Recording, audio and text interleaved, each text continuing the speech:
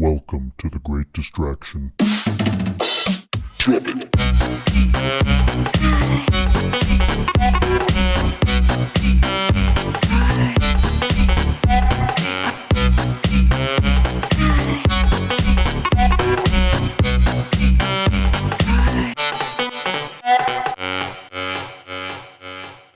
What's up, everyone? This is the Great Distraction, and the topic of discussion today is hobbies.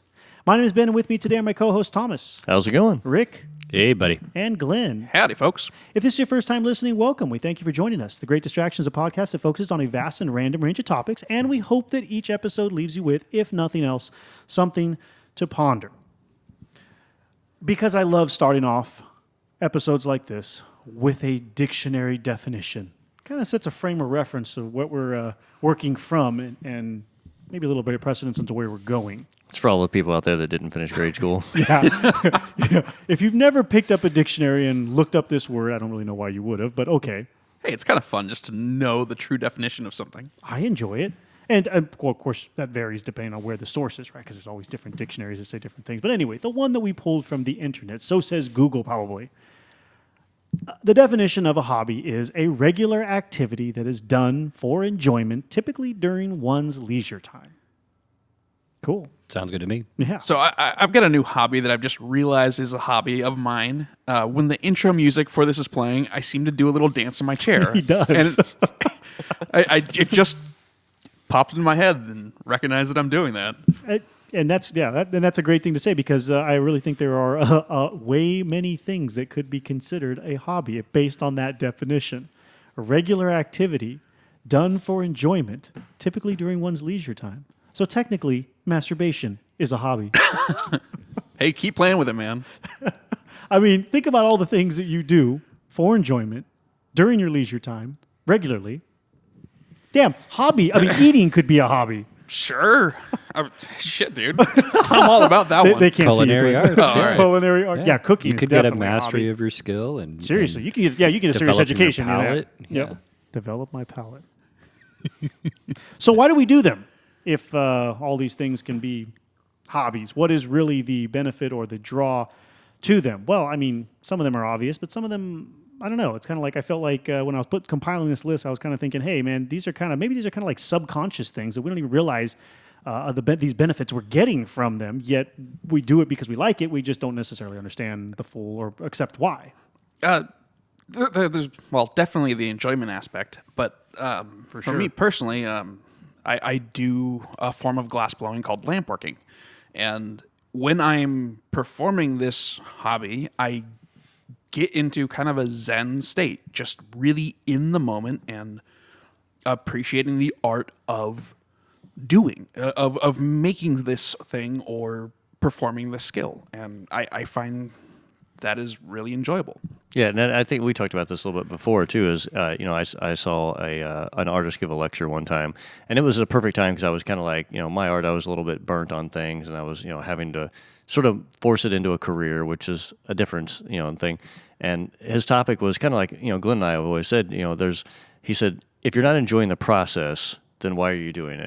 And I started thinking about the reason I started doing something, which was a hobby or something that led into other things, and it was that moment where you get into doing something and as you're doing it, nothing else in the world matters. You don't have to worry about your taxes, whether you turn the oven off, whether you're, anything with your kids or anything. You're just in that moment where everything just is cool and it's enjoyable and you're relaxed and the benefits to being in that moment and being able to escape. And to me, that's what it is. Hobbies are kind of an escape because you can work into this other world where you don't get to do it all the time. So when you do get to do it, it's already kind of cool because, hey, I get to do this.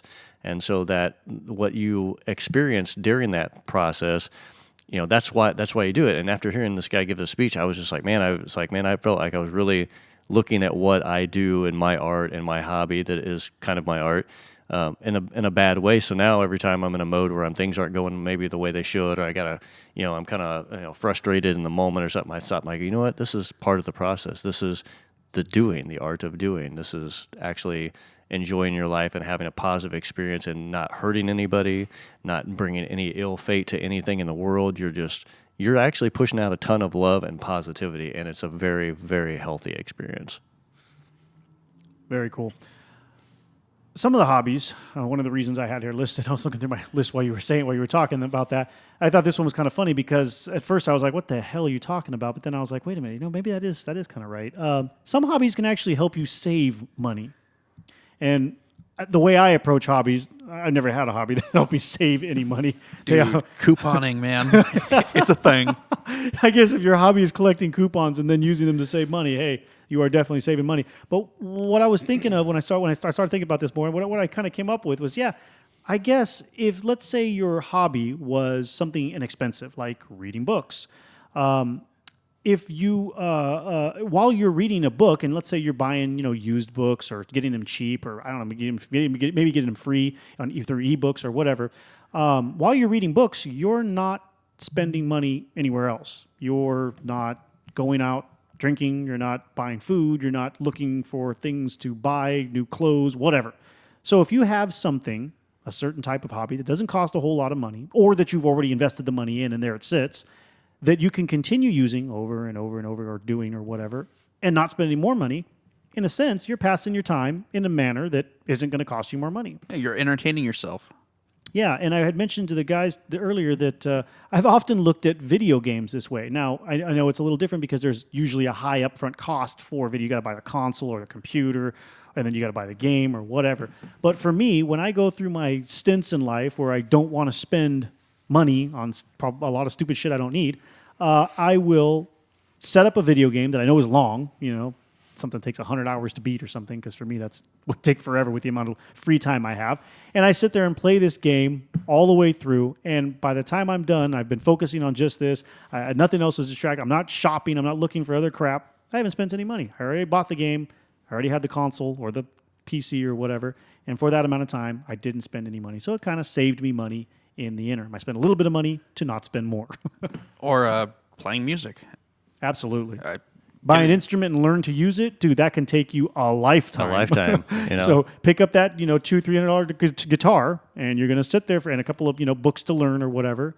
You're going to sit there for a long time just trying to learn that. That can suck up a lot of time, but you're not going to need to buy anything else for it aside from maintenance stuff. Yeah, but I think the hobbies too, and a lot of people that don't have constructive hobbies or hobbies in general. I know a lot of people that just they're kind of a mess. I feel like they just don't do anything. I've dated lots of women who they have no hobbies. That was actually what pushed this topic in the first place. Is I've dated pretty much every girl I think I've dated has never had none of them had a hobby, and it kind of irritated me because it was like all they wanted to do was come home and watch TV, sit in front of the TV after doing their job. Watching the TV was their hobby, man. Or you were their hobby. Or I was their hobby was another situation, sure. Yeah, definitely. So that takes all your time. You're the fucking puppy. Get up here on my lap, lay down, don't say anything. Would you like a treat? I might give you a treat. How good are you? Oh, jeez. That feels like it's along the lines of if you're not the product, if you're not the consumer, you're the product. Right, exactly. Like, oh man, I've been marketed and whored out. I feel so dirty. You should. Let's see. Okay. So, and while I was looking up some stuff on why hobbies are important, I found that there were. I'm not going to quote any. So, if you're interested, you're more than welcome to go out there and read these yourself. I found the number of studies were done that suggested people with hobbies are generally healthier. They have lower chances of dementia and depression, lower blood pressure. They have less stress in their life. They claim that their life feels more fulfilled. I mean, that's some pretty heavy stuff. And I feel most hobbies that I think of come with a certain level of activity as well. So if you're an older person and your hobby is bird watching, you're still getting out and walking and hiking and spending time in nature or whatever, looking for your birds that you're spotting, whether you're recording where they're at or photographing them. Or photographing them, exactly. Or even photography is a hobby. People do, a fair amount of exercise just to get that good shot. Yep.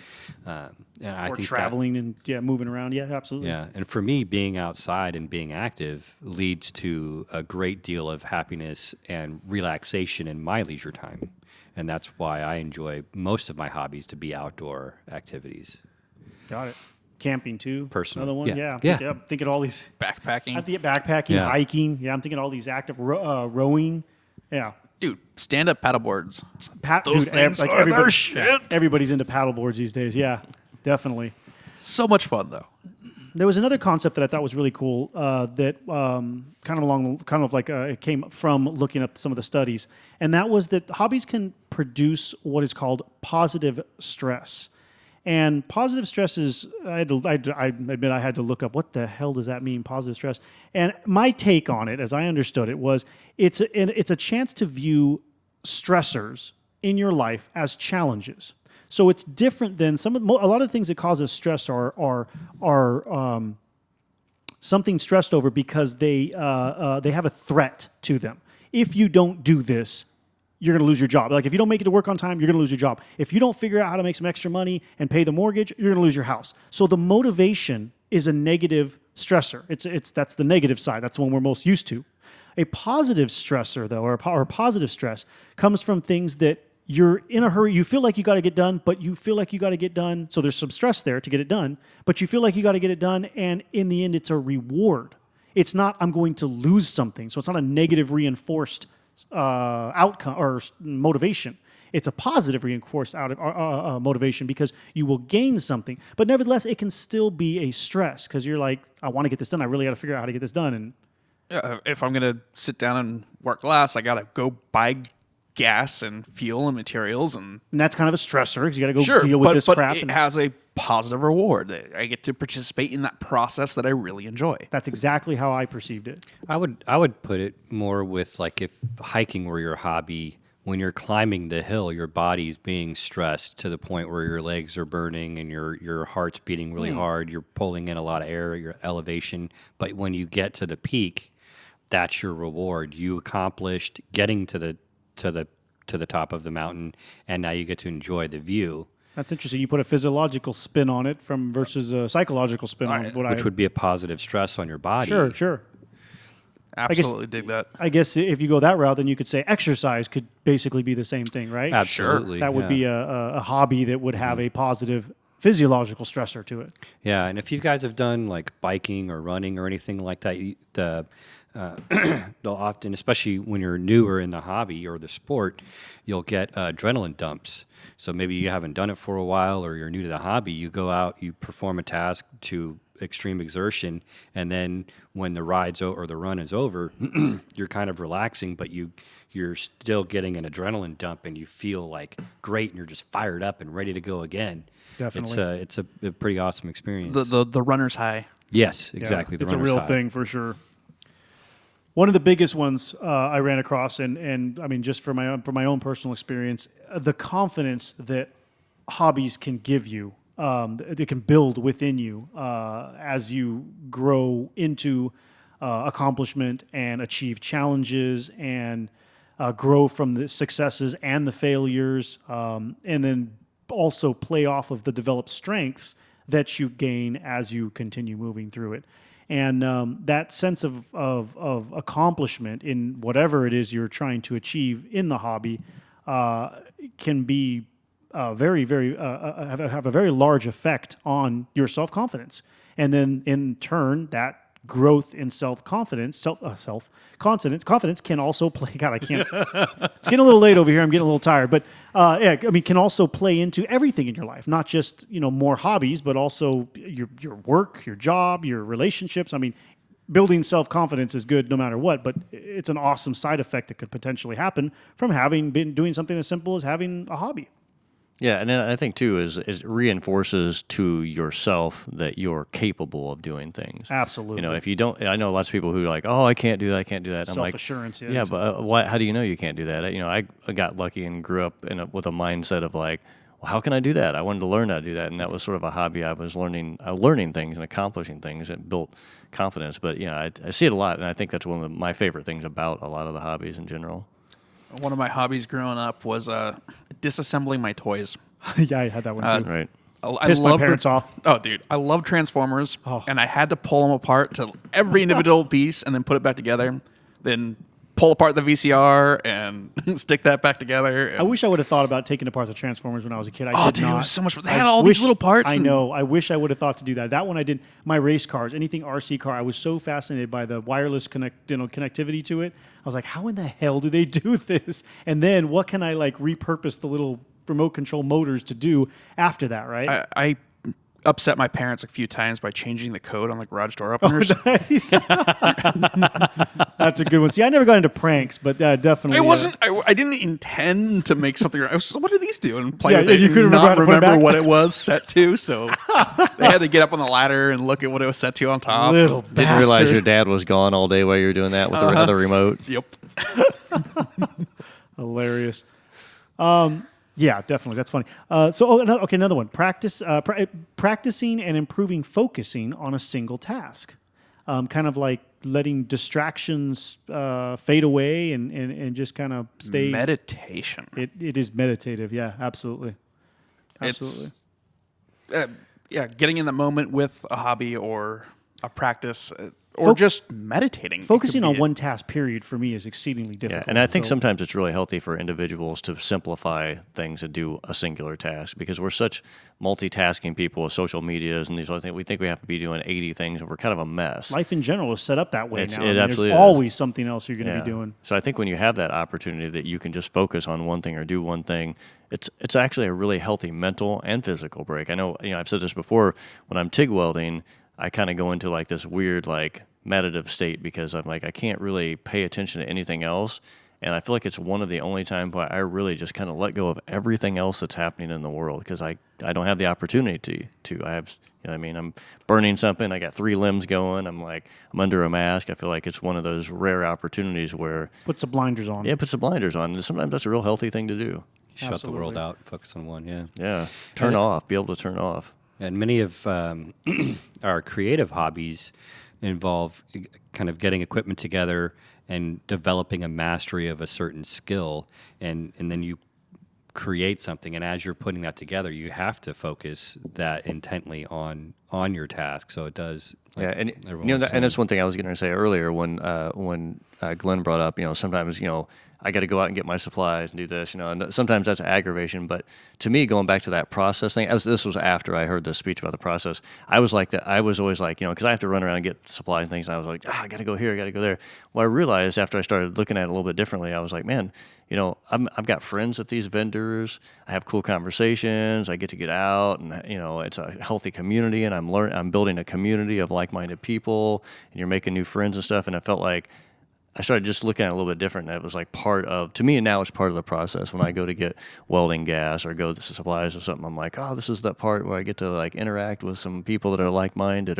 And that's the thing about most hobbies is just like the glass world, you build a community which opens up your world of friends, and having friends and having associates and people you can deal with is never really a bad thing, having a big circle of people to support you and believe in you. There is absolutely a solid social element to hobbies.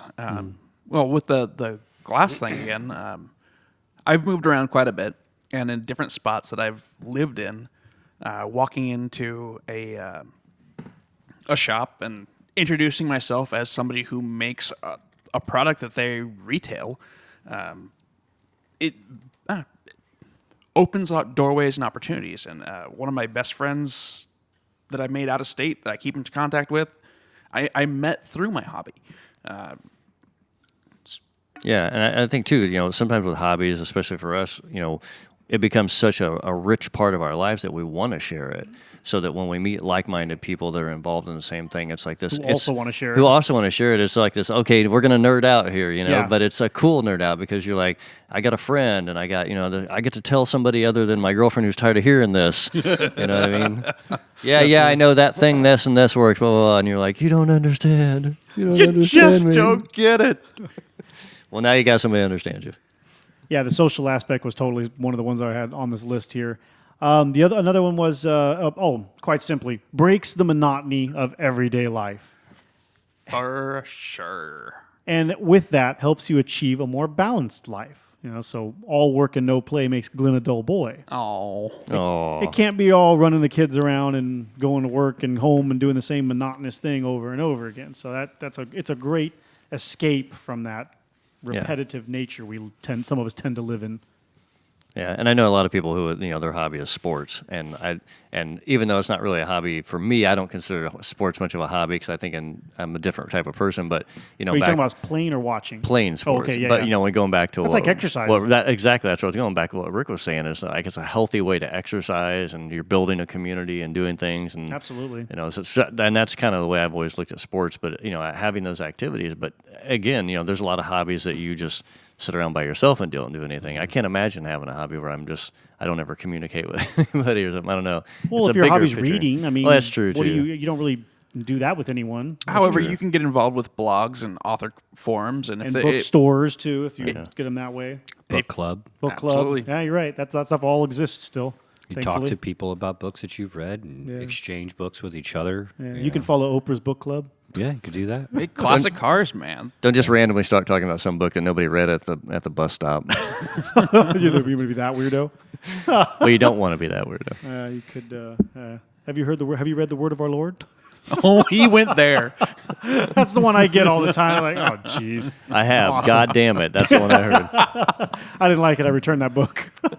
Wow. Back on the sports, there are people that do fantasy sports. Yeah. Dude, Well, that absolutely. is That's a So huge. you're not watching sports per se. You're not but playing them. You're not playing them, Yep. but you're building a team off of real life players, and You're basically feeding social media. and they have sports television shows based on how like fantasy football is going. So it's Wow. yeah. I don't know anything about that world. Wow. One of the guys in my office is he's he's really into fantasy football, and he was being serious, and I bust his balls about this so much. I feel bad about putting it out there in the world, but too fucking bad. He was heartbroken when he told me that he was going to have to retire from one of his fantasy football leagues. What does that mean, retire? Well, he's talking as if he's an actual fucking player. Oh my God. He retired from pretending to play football. Nice. Oh, man. Did he have a career injury or something? Broke his thumb. Can't text no more. He had kids, and I guess he just had to Broke give his up neck the life. sucking his own dick. Does it really consume? Damn. Does it really consume that much time? It consumes a lot of his time, yeah. I really don't know anything about that fantasy sports. You don't want to know. I don't. You're absolutely right. Okay, here's another thing I thought of. There are many hobbies that through which you will learn skills that could actually turn into either getting you a job, giving you a marketable skill set, or even turn it into a company yourself and produce something and make a living off of it. But then you run the risk of turning your hobby into a work, and you can lose the enjoyment of it. However, I mean, if you're just If you love what you do. love being involved in the process of doing it, then fucking A, dude. Yeah. Rock on. I know quite a few people who did that with photography. Started trying to pay the bills, started shooting weddings. Weddings suck. So they basically, in order to feed this hobby, they just, man, this is terrible. I don't like doing this anymore. So they kind of killed their hobby for themselves. Yeah. But if your hobby is restoring cars, when you complete the project, you have a beautiful piece of art in front of you, and you do appreciate that to a certain degree, but your hobby is the process of doing it. So you sell the car for more than what you paid for the original, and you end Those up are cool turning- hobbies. And you start another project. I've done that with project. guns. Yeah, built up some cool, configuration or sold it for more than I paid for it because I got a good deal buying it and buying the parts or whatever. And shoot, now I can just go fund another build or do whatever. Man, I just love making the smell of burnt gunpowder in an early morning when Yes. there's dew on the ground. Yes. There's something about that just, It's awesome. It's A awesome. ring in the air. right? What? What? Clever. The last one I had on the list was that it helps an individual never stop learning, never stop growing, and never stop challenging themselves. Oh, so true. The deeper, go ahead. Go for it. The deeper you go into some of these hobbies, and the more skill and more you try and perfect whatever it is you're doing, even if it's complete, getting yourself through more books, you're still growing. You're still taking on a challenge and working past it, and still learning all along the way. Well, it's the process of experience. And as you practice and you build more experience and you develop new skills and fine-tune your motor functions to, it's for me, with the glass, it is a study of the progression of my skill when I see a finished product. So it's just a measurement of my progress in the skill. So I find that rewarding too. Definitely. All right, to change the tune here a little bit, these guys have put together, I didn't even think to do this, but I loved it when we were discussing this topic before, and these guys put together a list of some of the odder hobbies out there. And when he started reading it to me, I was like, oh my gosh, we have got to include this. Is hilarious. Okay, so Ricker, kick us off.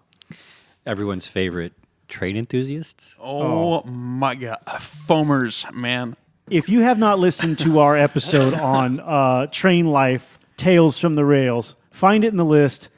Glenn has one of the most amazing experiences, and it will blow your mind how the train industry works. It shouldn't even be legal. They should shut the whole thing down, but we can't. Yeah, because our entire economy would crash. Yes, but nevertheless, working for that entity is, at least the one in particular we talk about in there, ridiculous. So the train enthusiasts, people that are just fascinated by railroad, and there is a lot of history there and some pretty nostalgia. Trains are cool. Yeah, but I'm not a foamer. They're giant machines, but you get people from the perspective of being in the locomotive, and you have people that are chasing the train down to get ahead of it, and then snap photos of you going by, and then leapfrogging ahead again, and dude, it drives us nuts. Even better, have you watched YouTube videos of guys chasing trains and whatnot? What? Yeah, check it out. Are you kidding? No, I'm not. So these kidding. are foamers making videos of them foaming. Oh, yes. Wow. Yeah, if you haven't heard that episode, Glenn was actually a conductor on a Union Pacific locomotive, so he's speaking from experience. It's a hell of an experience. You gotta hear that episode. If you just found us, look it up. What do you got? What else you got? Have you guys heard of waggers? No, what is this? A dog? They are people that hang out with other people's dogs. What? Like dog sitting? So you like dogs, but you don't have any, so you go and adopt a dog to hang out with temporarily. It's like a play date for a human with a dog. Wow. Yeah. Okay. I know. Around downtown, I know it has become there are quite a few people who make side money off of it or whatever, but dog walkers. So I was thinking that's the first thing I thought. There are people who go pick up your dog and walk it for the day or whatever, kind of like a babysitter, but at the same time, you don't have time to get your dog out and walk it. So these people will come pick it up and walk it, and you'll see them walking with like a string of 8 dogs on 8 leashes as they're pulling them. And it's usually some cute girl, and she's getting pulled down the street by 8 different dogs. That'd be a good job for a student, right? Yeah. I guess. But that's what I was thinking. Is that what a wagger is? Are these people actually closet waggers? Getting paid for their They fetish? figured out a way of turning it into a profitable thing. There you go. Turn your hobby into... Can I walk man, your it's dog? Thinking ahead. I just want to wag, dude. Just let me walk your dog. Just let me wag. I need to wag off on you Nice. on your Shih Tzu. I just Oh, my goodness. want to wag on your dog, man. It's not weird. I Get out of promise. here with your pug. I'm a clean person. They've got mooing is a hobby for humans. This Yes, one blew me away. Describe this. it's people just mooing competitively. Also, check it out on YouTube. It is entertaining to say the least. Are there competitions? Yeah, You said yeah. competitively. You didn't tell me that before. I watched 5 minutes of a mooing competition in Milwaukee at my desk today. Now Now you're- weirded some people around. Weirded and them now out. you'll Yeah. never get that 5 minutes back. Yeah, people were very concerned. Like, Rick, what are you fucking doing over there, man? You thought you had the headphones on. It was on I thought I had them. Just come out of the speaker. like 45 minutes at Rick's office. hella loud. Mrrr. Jeez. Extreme ironing. This is a hobby. Ironing? Ironing, Not yeah. iron. Iron. Like Extreme your clothes. ironing. How do you- Extreme. I didn't understand it. I Well, don't- from what I gather of it, because I thought that one popped up a little bit on my list too, was as these people will go to like bizarre locations so that they can iron. Like on a the hell? on a cliff. Like, or yeah, there was a something? guy that he was at a beach. He was ironing. How do you? You have to use cordless iron. Something. That was one of my first questions, yeah. I guess if you just really enjoy ironing and you want to do it in interesting spots. All right. I mean, I'm all for doing it in interesting places. There you go. Yeah. I feel like we could replace extreme ironing for extreme sex, but nevertheless, you're finding different random places. But nevertheless, I wonder if so much that. fun. Yeah. I wonder if that extreme ironing thing has kind of a tap into an OCD type of mentality. Because I mean, first of all, to have ironing be your hobby that you get true pleasure out of doing in your leisure time, I'm imagining that there has to be this like, yes, the fabric is nice and soft, nice and flat, nice and stiff.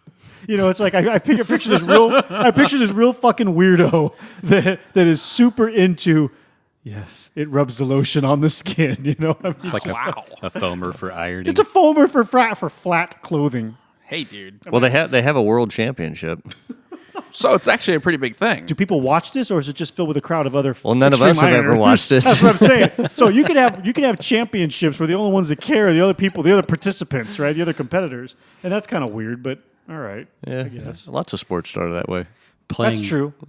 I'm sorry. Oh, Keep go, going. what do you got? No. I was going to say playing dead is also a hobby. Yeah, I noticed that. That was Like I don't understand pretending to be this. dead or like trying to like fake your own death sort of thing. I think part of it is faking your own death, but playing dead in public and other places. What? The? Yeah. which seems more like practical joking. Yeah. Yeah, to me. when I was a kid, we did that as a practical joke. We would lay one of our friends down, face down, kind of like in the shoulder of the road or in the bike lane, and the rest of us would hide in the bushes. And the objective of the game was to see who could stay still the longest when a car stopped and pulled up to you. So we would wait, and it was a lot of fun. You'd hear them kind of like discussing with each other in the cars, like, "Is he moving? Is he okay? I don't know. We'll go out and check." And then you just pop up and run away, and they shit their pants, and all your friends laugh, and it's a good time until they find out where you live. What kind of kids were you? I was a little asshole, That's Ben. a weird one. He was the man. kind of kid that would fake his own death as a hobby. Yeah, there on the side of the road. I was the kind of kid that would lay in the street for entertainment. Wow, right. that's definitely a new one. You learn something new every day. What else we got here? Have you heard about the competitive dog grooming? No.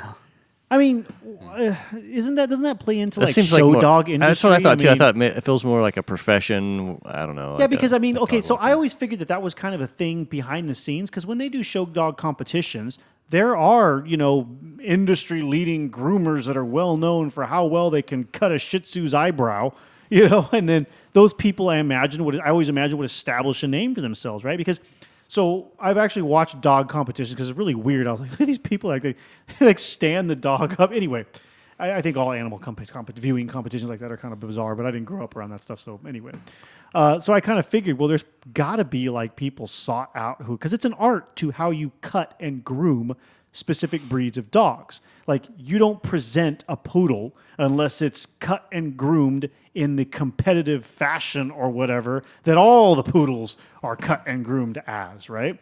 And so I figured, well, that's got to be part of the competitive part of this is the groomers that do the perfect poodle cut. I'm all about the tie-dye poodle.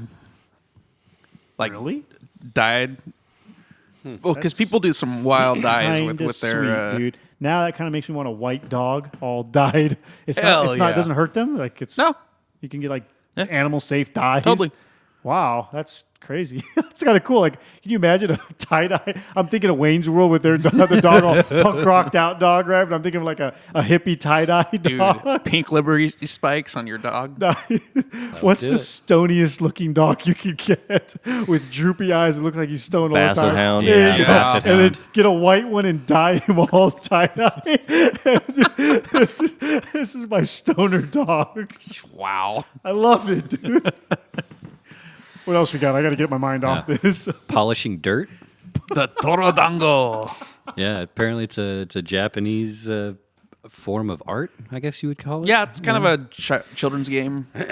Yes, you take a ball of mud essentially, and you form it into a ball, and you kind of squeeze some of the water out of it, and you rub finer and finer layers of finer and finer dirt on it, and then it becomes a really smooth ball of dirt. It looks kind of cool. This just sounds like something that's more meditative than the I don't know.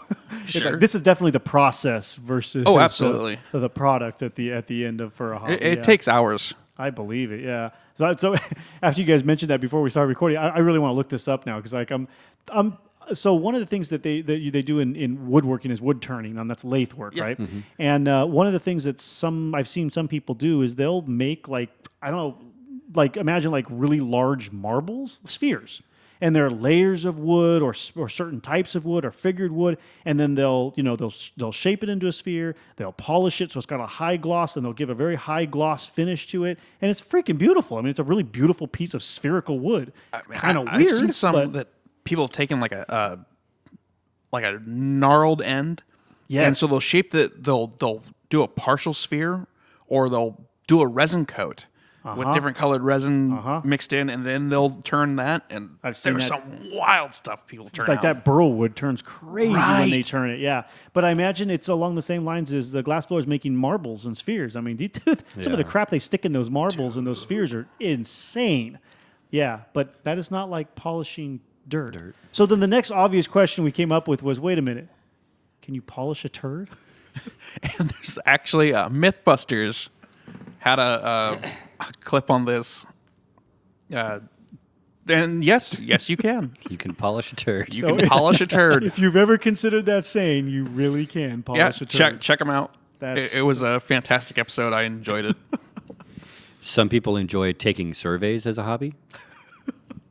That sounds like I just don't know what else to do with my time. I just feel like giving people my opinion, so I'll fill out that form. Okay, that's a valid... I need to tell the world what I think. Don't they have like a whole bunch of surveys, personality surveys you can take on like some Facebook of the dating and websites stuff I've like done that? too? Yeah. Maybe that's your new hobby. I have definitely spent an ample amount of time on those stupid surveys. Like, well, this is kind of fun. Wait, what was I here for? Yeah, never 9 hours later. Yeah, never met anybody off the dumb website. In fact, after I was done answering all the questions, I bet I probably scared off a few people. Like, this guy does what? You narrowed your match down to 0.000009%. And it was yourself. It was your other profile. Yeah, right. From the online dating episode, right, was my female profile. It was Jill. It was Jill. No, no, I don't let her have her own profile. Aw. Yeah. So if you look at your hand, Yeah, guys will get this. JILL. Gotcha. Open your hand. Yeah, to make I sense. see what you did there. That's your girlfriend when there's nobody else. Yeah, yeah.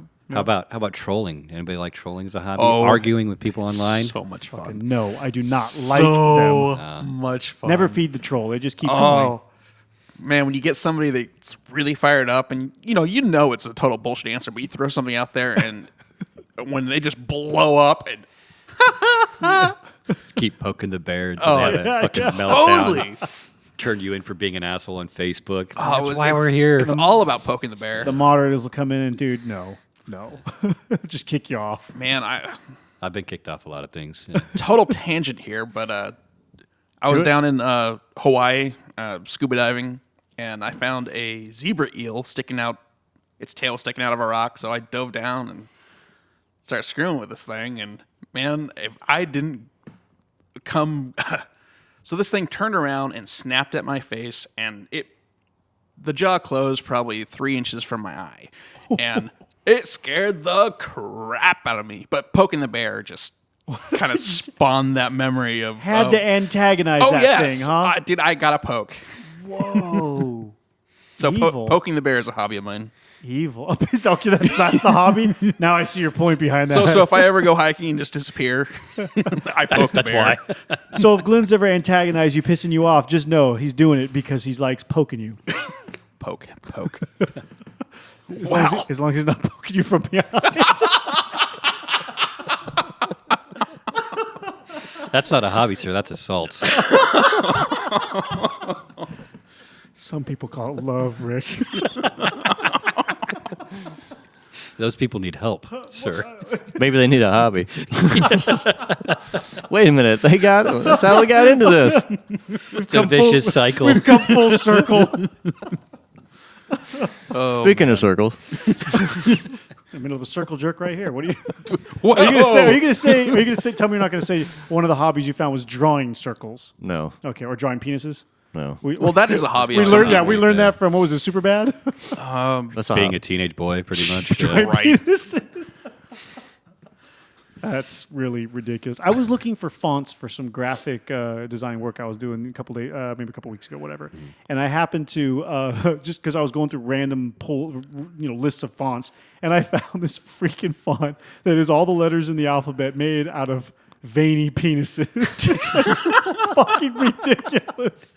It was like, if you imagine, like, for example, like the J was a very erect penis, and the balls were at the bottom, curved kind of back up. So that was the J. So he's going to give us a next printout for this, all in penis text. Awesome. I can't wait. I did not save the font. No, I'm sure you didn't. I've been known to steal memes in my time. Oh, yes. And one of them is a happy birthday meme, and it's all written out in veiny penises. So you may have seen this font. Yeah. So from afar, it just looks like happy birthday, but it's just like really weird text. And I enjoy posting these wherever I can, sharing it with my friends, especially if it's their birthday on Facebook. And for their family and for everyone to see, all of the world. And I shared it with a buddy of mine at his last birthday, and it got flagged and removed, right? Because someone who was he marked it believes as offensive. Yeah, it was a friend of his daughter's friend's mom was upset by it. No shit. Flagged it. So I got into back to me being an asshole. I got into an argument with the Facebook moderators over They talked to you? it was all through email. No, but I mean, they actually, wow. Yeah, so they flagged me. I had an opportunity to, what do you call it when you argue? Contest. Yeah, I was able to Appeal. contest it for appeal, yeah. And I read the rules, and since it was an illustration, my argument was that it was art, not porn, right? Because none of the dicks were attached to a human. It was just a funny picture, and if you chose to be offended by it, then fuck off. And I was wrong. Because it's their world. It's their world. They kicked me out, but I had fun arguing with people online. That's and awesome. Throwing Troll. a bunch of veiny dicks out there. Nice. Troll. What am I looking at? Extreme irony. So Thomas has found on his laptop a picture of extreme ironing, and it is actually a group of 3 guys who've jumped out of a plane Skydiving. in skydiving Skydiving. suits, and they are holding an ironing board, and they are ironing as they are falling through That's the sky crazy. above the clouds. It's actually a really cool I've seen shot. some pretty bizarre photos. That's on this extreme ironing. Extreme I ironing. bet that just started as a joke, probably. and then Yeah, people are but- like, "Hey, I could do that. I could Hey, beat that." dude, just roll with it. Then it becomes a hobby. Absolutely. How funny. Well, think about it. You get to learn how to skydive. You get to learn Skydiving's how to do all cool. these crazy things. Skydiving is cool. Yeah, that pick is anything and that's definitely a hobby. turn it into an adventure. Yeah, people, if you haven't jumped out of a plane, do it once. Just do it. I see no need to jump out of a good plane. Just do it. Just do it. I promise you, you will never see the world that way, any other way. As no it's matter what approaching you at you do. Yes. terminal velocity. Yes. Did you do it where you were with the guy? Tandem. Yeah, unless you tandem get thing, license, you can only do it tandem. Yeah, yeah. Yeah, and we did look into it, but I mean, you got to really put a lot of effort into it. You got to do a lot of jumps before you can be Yeah, solo. and there's a lot of money into it, and you got to buy your own chute, and you got to learn to do it. Yeah. It's an expensive hobby. Well, actually, once that's all done, which from what I recall was about $3,000 or $4,000 to get yourself all set up and all the training and everything, it's really not that expensive because basically what those guys do, or girls, what those people do is they they hang out where the skydiving happens, whatever little airport that's there, and they're taking up skydives. You just pay, from what I heard, I didn't look at the numbers myself, you just pay for the day, and you're like, let me just hop on the plane as many times as you guys go up. Just throw me in the back. I don't need instruction. I don't need tandem. Yeah. I don't, just let me sit in the back. Well, I'll go first, or I'll go after everybody else, one or the other. Yeah. So that's it. So and then it's like $80 for the day, $60 a day, something like that. You just go up and down as many times as you want. Yeah, when I lived in LA, I used to hang out with these guys that would go to Lake Elsinore down in Southern California, and it's kind of like out in the desert area, and that's what they do. It's all skydiving. Wow. And you can go out there and camp, and I would go out there and just drink, and they would camp out for like 3 or 4 days, and there'd be, the people who were running the facility, they'd have helicopters, planes, and you can go, oh, I want to jump out of that, I want to jump out of that, and you might pay a little extra to jump out of the helicopter versus the plane or whatever, but you pay each time, but it really wasn't that much money. I was sort of surprised. I think sometimes on the planes there was like $15. They had all their gear, they knew what they were doing, they were certified, They're whatever. going up anyway. Yeah, so I would just drink a lot and then go up in the plane with them, Thomas, you have done cool. some weird things, buddy. right? You have some interesting hobbies, my I friend. know, what the hell, dude? My hobbies are drinking when people are doing their hobbies. Drinking and hobby watching. Hobby watch. Your hobby is collecting experiences for funny That's stories. true. Yeah, kind of. And music. Right? Hobby watching. Hobby. Wow, my watching. hobby is collecting. No, hobby is watching other people's hobbies. That could be interesting. I was going to say be my weird. hobby is collecting hobbies because it kind of is. You could but probably do a whole show on just hobby watching, hobby watching. interviewing other hobbyists, and what People watching is a hobby. Oh, totally. People Oh, yeah. watching People is a watching hobby, is a yeah. hobby. Who Who doesn't do that? I was Come going on. to say, who the hell doesn't like people watch? I love people watching. My favorite spot's Pier 39. Love it. You get people from all over the world. There's all kinds of randomness there. Sit down in a little spot if you can find a place to sit and watch all the weirdness. My where the favorite- seagulls will steal your food. Yeah, dude. Yes. One of my Well, favorite places to people watch is the DMV. Oh, Fuck that. I don't want to be there. Place. No, I don't want to be there. That invokes an emotion. It does. Makes me not happy. I don't want to sit there if I don't have to be You there. should learn to control that so they don't have the same outfit. I'll have to listen to the emotions episode. I'm working on that. So DMV is a trigger word for Ben. Right? Yeah, I enjoy people watching while traveling, especially if you don't understand the language. You Oh, kinda, man, that's awesome. Yeah, if You don't know you're what they're bored. saying. You said, what? Yeah, we throw your own dialogue in there if you want. You Good know? way to learn mannerisms of the people of that area. I mean, Yeah. like body language or whatever. You kind of guess what. Oh, you they're- definitely learn body language when you're traveling. You don't know the language because you're like, you got to figure out some way of communicating, and you can kind of tell when people are angry or happy or they're cool with you or they're not. You know, you kind of, I think those senses kind of kick up a little bit. You have Absolutely. to work yeah. with what you got. Yep. Yeah. What else you got? You got any more funny ones? Yeah, so I also looked up a bunch of strange ones of hobbies that people had listed on their CV or their resumes. And this one guy put down, I have 14 cats. I don't know if that means he doesn't have time for hobbies or collecting cats is his hobby. I think cats is his hobby. Yeah. That man likes pussy. Especially if it'll lay on his lap and he can stroke it. Touche. Oh man! One guy put down time travel. Wow.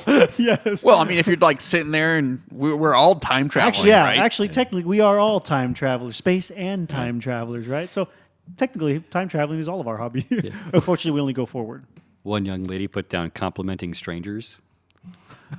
you know I that guess could it just start conversations. sure that can provoke some interesting. Speaking of building self confidence, Thomas and I have had conversations about this on our own multiple times. That's actually not a bad idea because once you become, let's say if you're kind of an introverted person or you're not super outgoingly social with random people, once you get done doing that the 1,000th time, approaching anyone that you don't know for any reason is going to be stupid easy. Oh, just ice breaking with random people. Just go up and start conversations. It's That's actually not a bad idea. That's like it's not only is it a social experiment because like, well, how would people react? What do you get out of it or whatever? You would also grow yourself, quite a bit.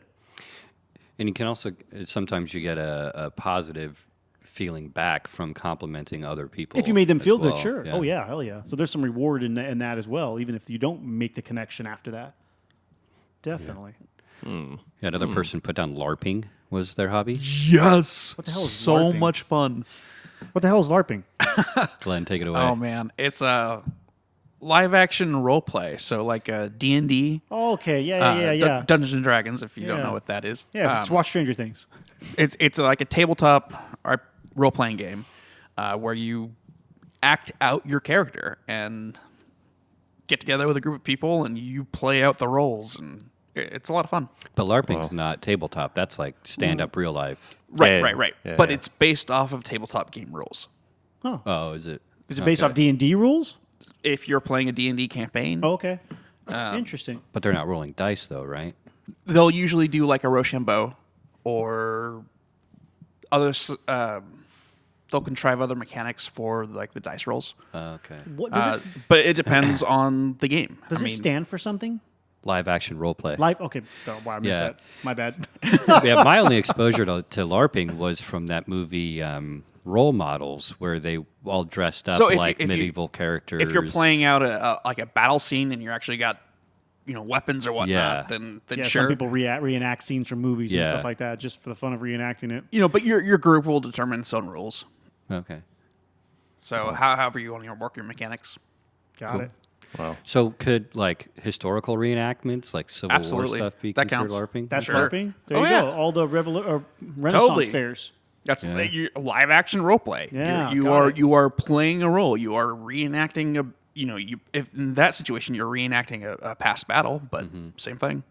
Huh. Very interesting. Got it.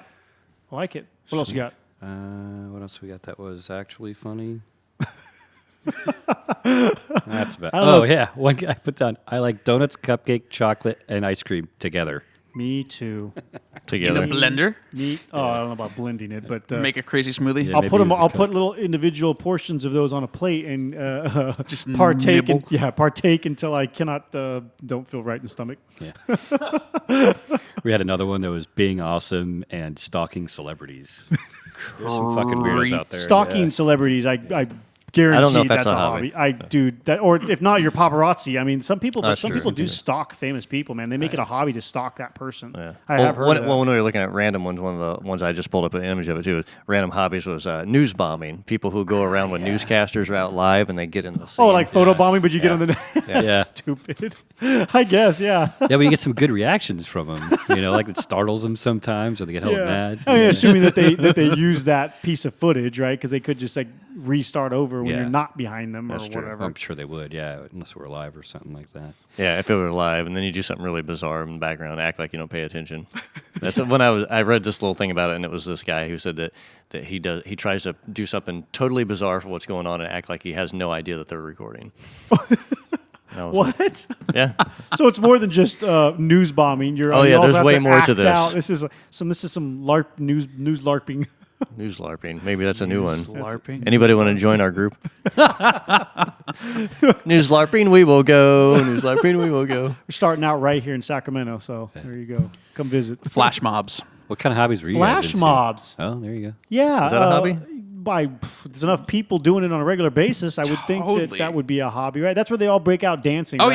yeah. It's like, So a bunch of people you choreograph a dance or a song or something. You put together an act, and you all file in from different areas into a crowd, and then bust it out. Make it seem super spontaneous. Oh, totally.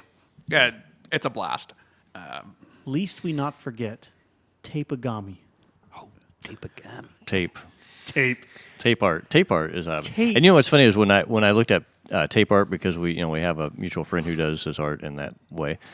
They referred to using magnetic tape from video and audio to make What? tapes with, and I thought Well, that's not even. I've never seen him do that. Yeah, and that kind of blew me away, because when I think about some of the tape art things, I also think about origami and stuff like that. Yeah, that's what I call it, tapagami, right? Because it Yeah, kind of exactly. looks origami-ish. Yeah, so maybe he's But a with- crossover. Maybe Wow, it goes both he's ways. Trans. He's bi or trans or whatever that would be. Wow, I never thought. I guess it's a thin like VHS tapes or whatever, Right. or cassette tapes. It's a thin tape, but it's not sticky. So I don't know how you would. But it kind of reminded me. I have another buddy down in L.A. who works in the film industry, and he gets a lot of people throw stuff away constantly. So he collects a lot of rolls of film from all kinds of different things, and he makes things out of them. That's like he sweet. takes a giant roll of like maybe it's a 2-hour thing or whatever. They're pretty big rolls. Yeah. And he. They're pretty tightly wound. He's got them all taped so they're tight, and he shapes them into like a bowl, and then he puts a clear, like a urethane on them, and he makes a bowl, and then like the top layers, you can see the slides from the film. That's a cool idea. It's super cool. So you're talking about like the reel-to-reel type. Yeah. slide- Yeah, oh. like old school film, like 8mm film That and is bigger film, sweet. 16mm and all this other stuff too. Dude, I might want to buy one of those. That's kind of cool. They're You might pretty might cool. have to, you might have to hook me up with their contact information after this. That's crazy. Yeah, they look pretty cool. What do you got? Shopping. Oh, fuck yeah, shopping. is Buying definitely- random stuff. Yeah. Totally a hobby. The instant gratification dopamine dump that you, and more. I mean, yeah, I have definitely fallen victim to that in times of my life for sure. It's just nothing else is feeling good. You press that buy button, add that shit to the Amazon cart. You're happy. More. It'll be here in 2 days. Gotta feed the beast, man. Just got to pay $120 a year for Prime, Is that what it is now? dude. It was 99 Prime bucks when I has got out gone of it. downhill so much. Like Has it? half of the things that you think are going to come in the 2 days don't sometimes. And then if you don't have Prime, they totally extended out the delivery days. It's like 5 to 8 days now or something, business days. I usually see 3 to 5 as the first tier, I have and been that's a yeah. premium pay. I've been price. shopping on Amazon for like, I don't know, 12 years or something, right? And back in the day when they were starting out, you would get, without Prime, there was no Prime.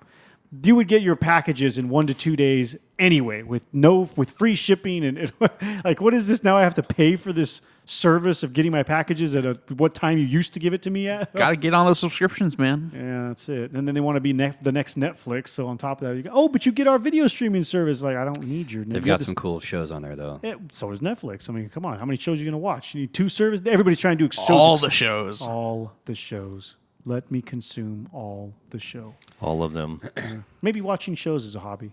I'm Absolutely. Sure it is. Watching TV Totally. is definitely a hobby. If it's something that you enjoy and you do it in your leisure time, it counts. Check that box. You guys see adult coloring books?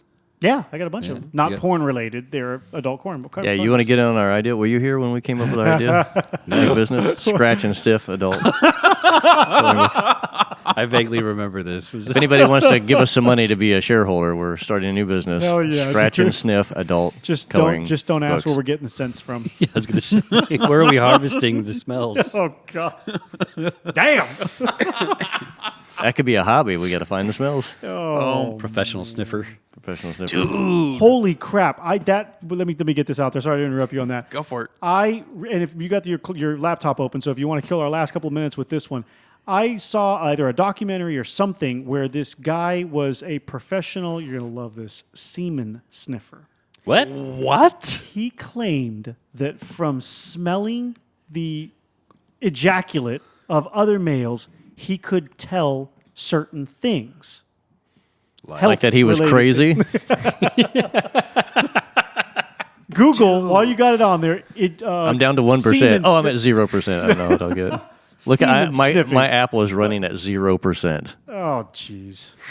Anyway, I don't know if it's a hobby or if the guy was trying to sell himself as some sort of a medical, I don't know, some weird angle of like, I have a unique perspective nostrils that can smell your jizz. Dude. Like you've never smelt it before. There are some strange fetishes out there.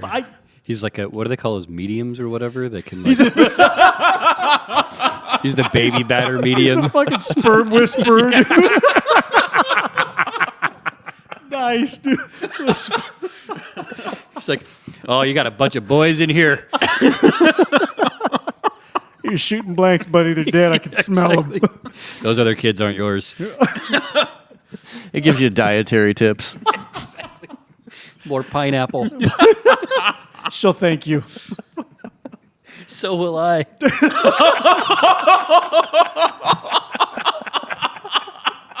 Cum aroma, dude. Jeez. Wow. I shouldn't even have said that. Now my mind's just going all kinds of ridiculous ways. I bet you there's a candle at the Yankee Hill candle store. Oh, that's horrible. That's horrible.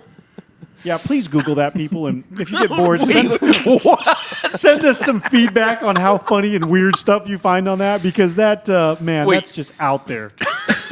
What's the proper nomenclature for this? I have no idea. That's why I said look up semen sniffing or I something. ran it. My battery died. Oh, man. What is that? I know. We don't have electricity around here? We do, but not in my laptop. Okay. Well, we're Maybe going to somebody could semen sniff it back into action or something. Jeez. I think we're going to leave you guys on that one. On that note, let you ponder that for the night. Let you ponder that great distraction. Right. Thank you, everyone, for listening. Until next time. Show notes and other info can be found at our website, greatdistraction.com. The Great Distraction is listed in iTunes, and we greatly appreciate it when our listeners take the time to look us up and leave us a 5-star rating and review. That helps our show grow and motivates us to continue producing content. If you'd like to get in contact with us, you can do so using the email address, greatdistractionpodcast@gmail.com, or via our website. We're always interested in hearing any thoughts, comments, or questions from our listeners. Keeping up on the latest from us can be done in several different ways. You can add us to your favorite RSS feed tracker. The link is available on our website or in iTunes. Or you can also follow us on Facebook and Twitter. Just search for Great Distraction, one word, no space. As always, thank you for listening, and thank you for all the support.